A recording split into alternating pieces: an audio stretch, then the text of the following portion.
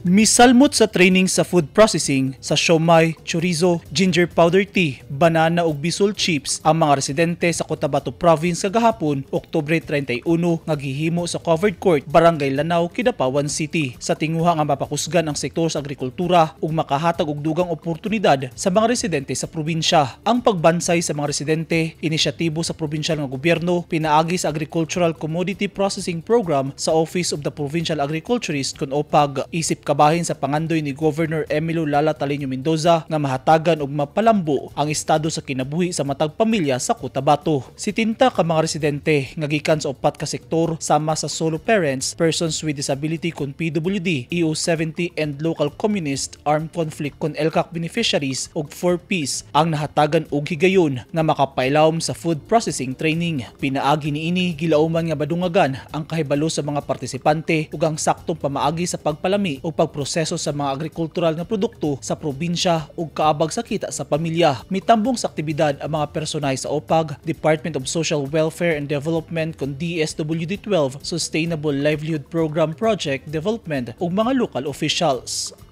Eugene Hinutan, Newsline Philippines. Stay safe.